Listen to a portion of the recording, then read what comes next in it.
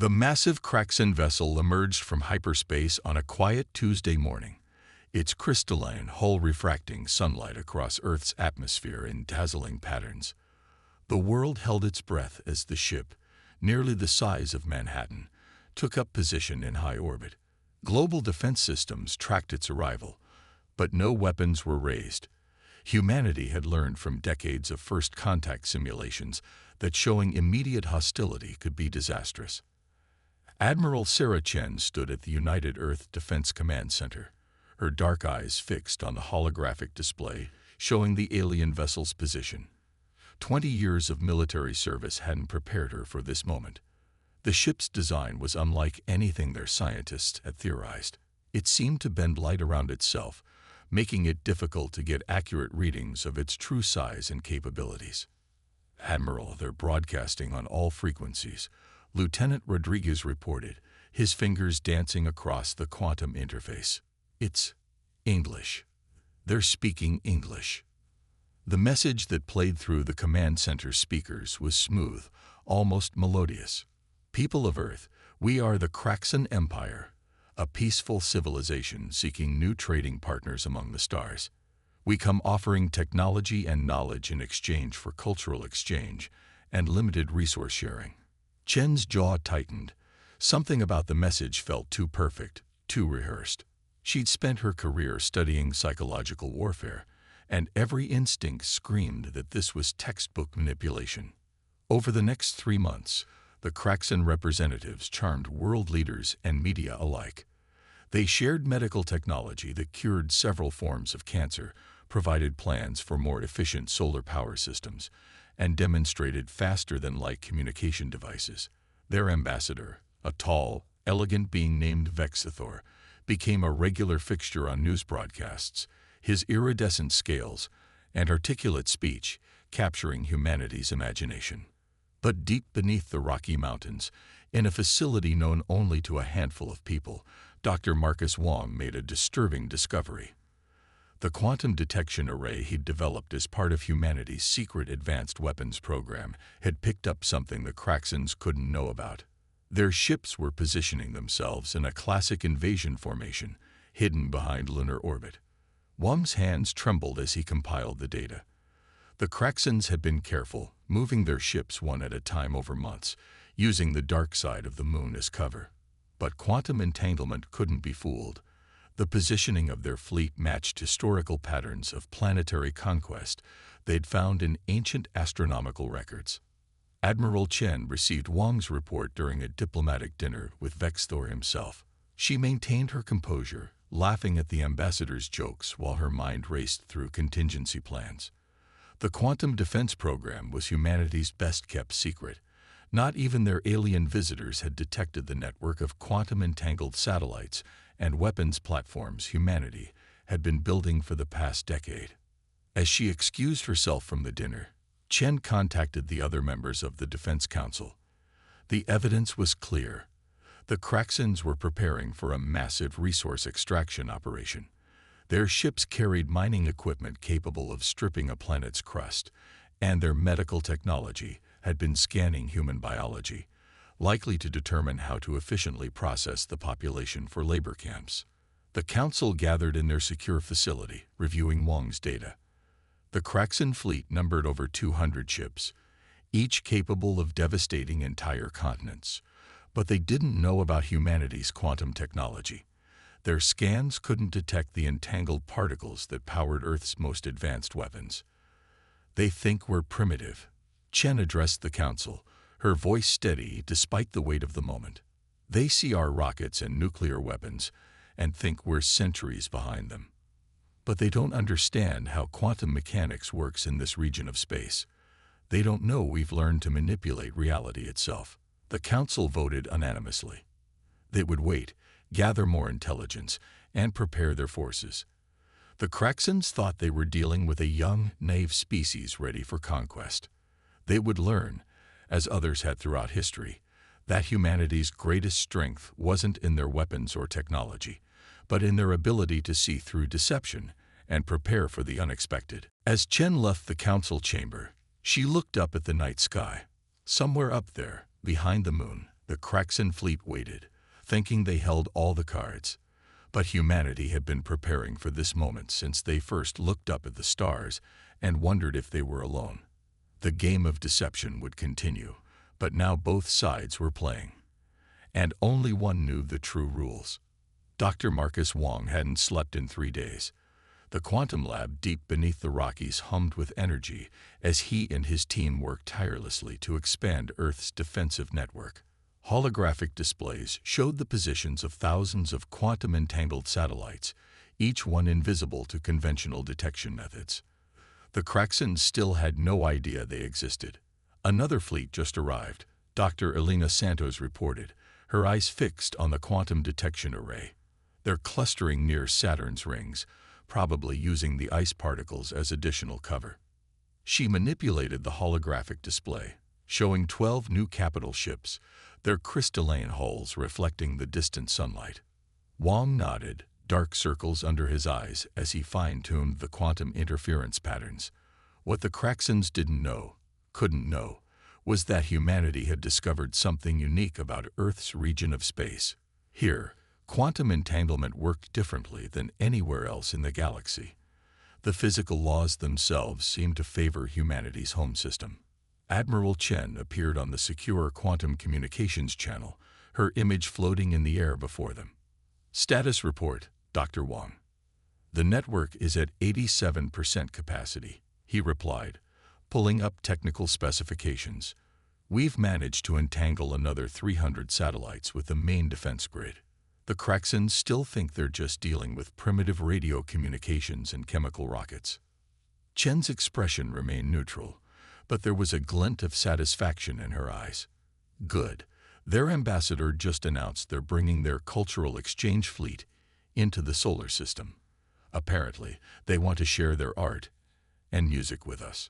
Cultural exchange fleet? Santos scoffed. Those are planetary bombardment vessels. Our quantum scans show their weapons systems clear as day. The deception had been going on for 6 months now. While the Kraxans thought they were masterfully positioning their forces for a surprise attack, humanity had been preparing the most sophisticated defense system ever conceived. The quantum network didn't just allow for instantaneous communication. It could manipulate the very fabric of space-time. In a secure facility beneath the Pacific Ocean, Dr. Yuki Tanaka led the weapons development team. They had created devices that could generate quantum fields capable of disrupting any conventional technology.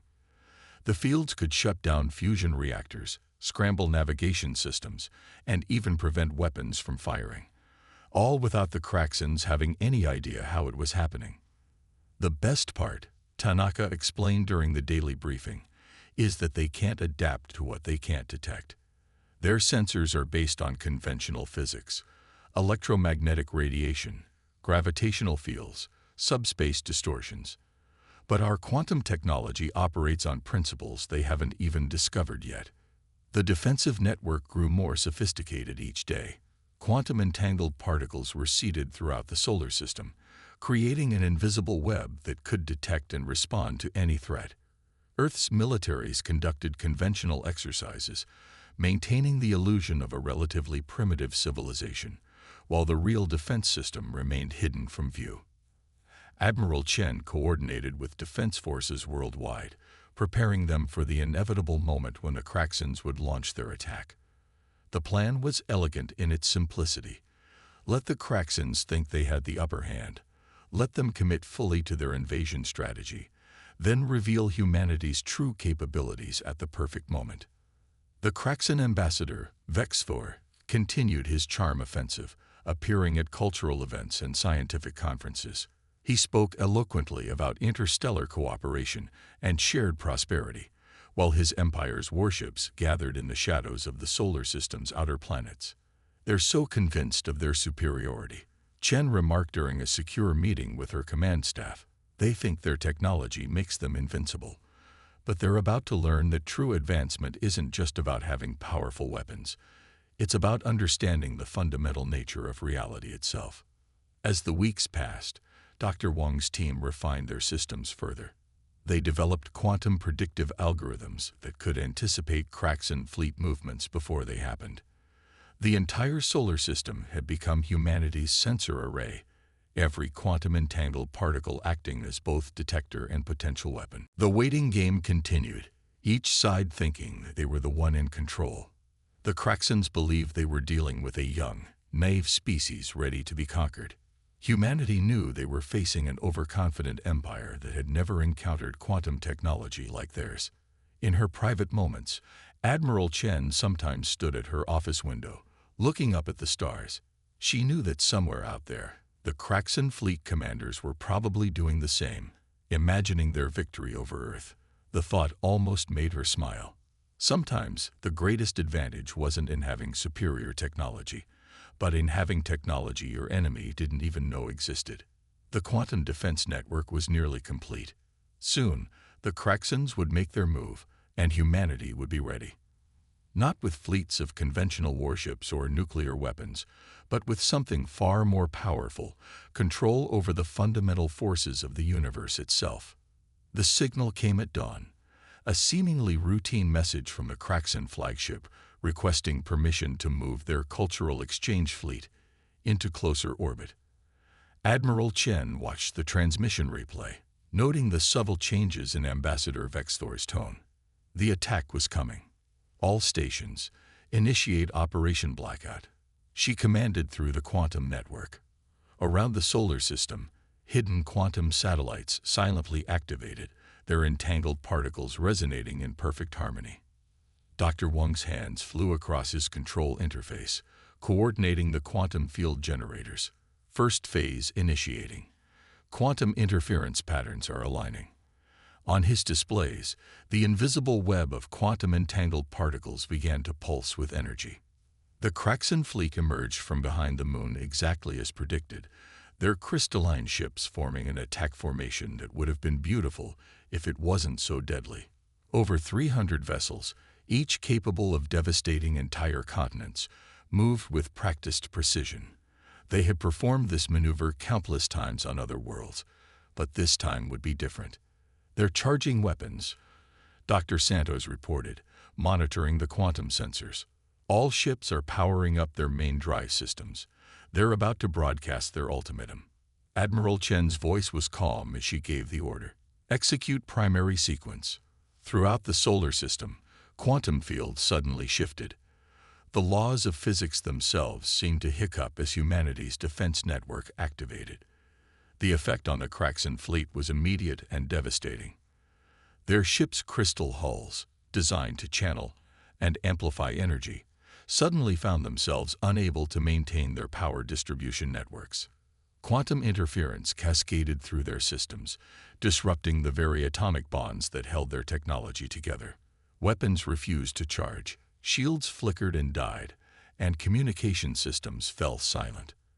Ambassador Vexthor's face appeared on the main screen, his usual composure shattered. What? What is happening? What have you done? We've done exactly what you planned to do to us, Chen replied, her voice level. We've changed the rules of engagement, but unlike you, we're giving you a chance to surrender. The Kraxan fleet commanders tried desperately to regain control of their ships. But how do you fight an enemy using weapons you can't detect, operating on principles you don't understand? Their most sophisticated sensors showed nothing unusual, just empty space where quantum fields were actively dismantling their ability to wage war. Dr. Tanaka's weapons platforms activated next, releasing precisely calibrated quantum pulses that could target specific systems within the Kraxan ships. Engines shut down. Navigation systems went dark. Life support remained functional. Humanity had no desire for wholesale slaughter. Second phase, Wang announced, initiating the next stage of the operation. The quantum network began isolating individual Kraxan vessels, creating localized fields that prevented them from coordinating or supporting each other. The mighty invasion fleet was being dismantled ship by ship, without a single conventional weapon being fired. In the command center, holographic displays showed the Kraxan fleet's desperate attempts to adapt. Some ships tried to retreat, only to find their faster-than-light drives wouldn't engage. Others attempted to launch fighter craft, but their launch bays wouldn't open. A few tried to fire their weapons despite the interference, resulting in dangerous power feedback loops that forced them to shut down completely. "We're receiving surrender signals from multiple vessels," Santos reported, a hint of satisfaction in her voice. "They're requesting immediate cessation of whatever we're doing to them." Admiral Chen opened a channel to the entire Kraxan fleet. "This is Admiral Sarah Chen of the United Earth Defense Command. Your invasion fleet has been neutralized. Your weapons are useless. Your ships are under our control. You came here thinking we were primitive, easy prey. You were wrong." The quantum network continued its work, systematically disabling every piece of advanced technology the Kraxans had brought to conquer Earth. Their mighty warships, each one a triumph of conventional engineering, hung helpless in space, surrounded by forces they couldn't comprehend. "Final phase," Wang called out, initiating the last stage of Operation Blackout. The quantum fields consolidated, creating a permanent containment grid around the Kraxan fleet. Any attempt to activate weapons or engines would result in immediate shutdown. Ambassador Vexthor's voice had lost all its previous charm when he spoke again. "How? How did you hide this level of technology from us?" "We didn't hide our technology," Chen replied. "You simply never thought to look for it. Your arrogance blinded you to the possibility that we might understand things you don't. That ends today." The operation had taken less than 30 minutes from start to finish. Earth's first major interstellar conflict had been won without destroying a single ship or taking a single life. But as Admiral Chen looked at the disabled Kraxan fleet on her displays, she knew this was just the beginning. The real challenge would be what came next. News of the Earth fleet's victory spread through quantum channels faster than light itself. But in the Kraxan Empire's home systems, the response was swift and furious. The Empire had never suffered such a humiliating defeat in its 1,000-year history of expansion. The High Command would not let this stand. Dr. Wang detected the incoming reinforcements before they even entered the solar system. "Multiple quantum disturbances at the heliopause," he reported, his face grim. "They're not even trying to hide anymore. Initial count suggests over 1,000 ships." Admiral Chen studied the tactical display, watching as new signatures appeared at the edge of their sensor range. The Kraxan Empire had mobilized its entire reserve fleet, something they hadn't done in generations. "They're adapting," she noted, pointing to unusual energy signatures. "Look at their hull configurations." Dr. Santos ran a quick analysis. "They've modified their ship's crystalline structures. They're trying to resist our quantum interference." She paused, checking another reading. "And they're using some kind of quantum shielding of their own.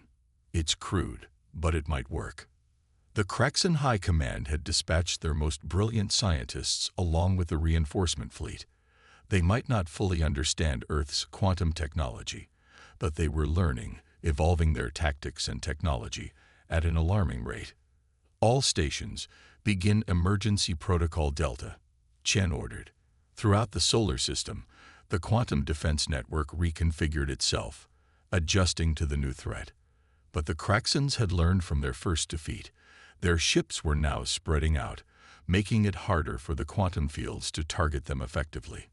The first shots of the renewed battle came from the outer edges of the solar system.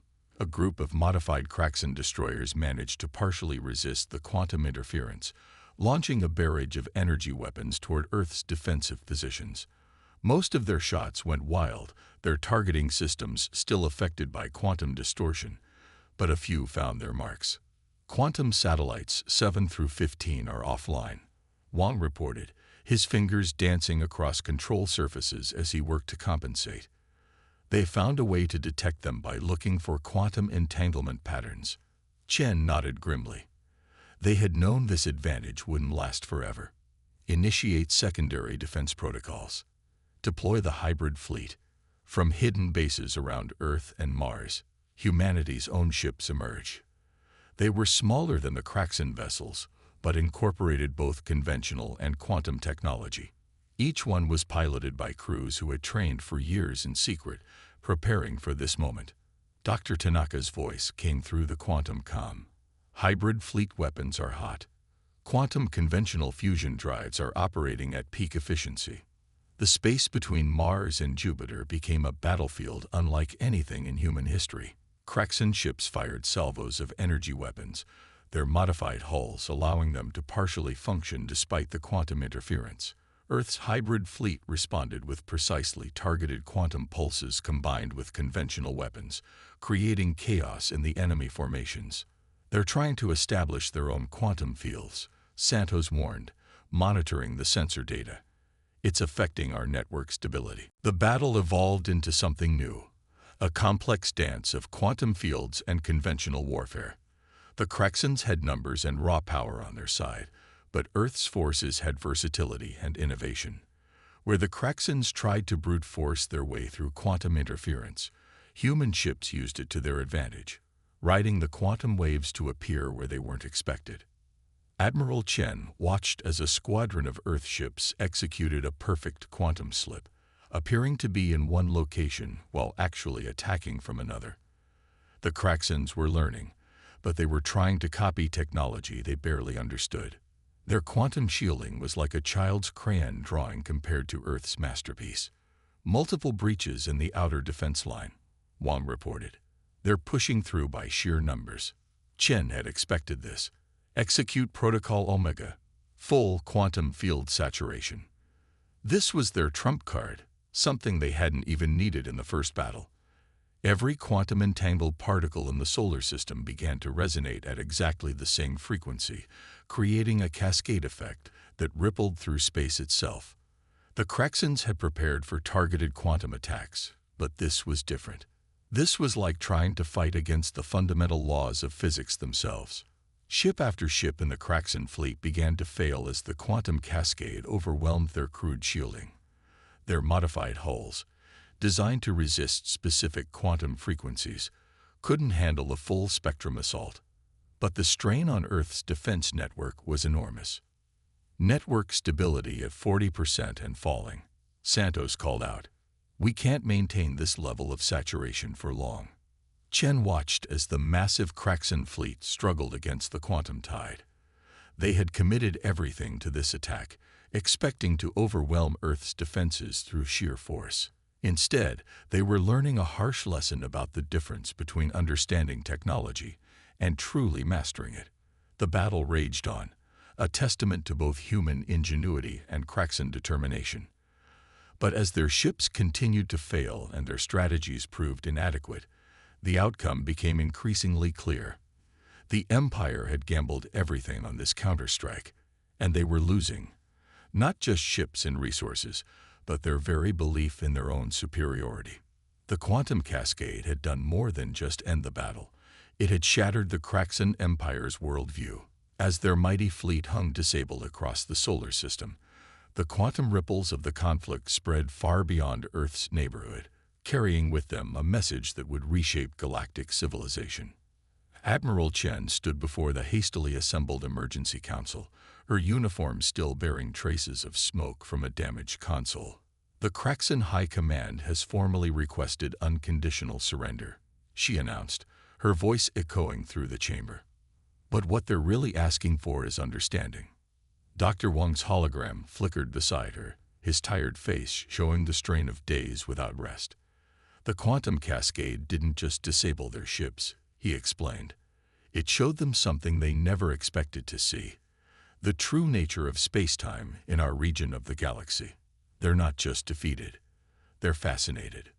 The Kraxan's lead scientist, a being who introduced herself as Dr. Vexlara, had been the first to reach out after the battle. Her message wasn't one of capitulation, but of desperate scientific curiosity. Your understanding of quantum mechanics surpasses anything in our 1,000-year history, she had transmitted. We offer our surrender not just as a defeated force, but as students seeking teachers. Dr. Santos brought up a holographic display showing the aftermath of the battle.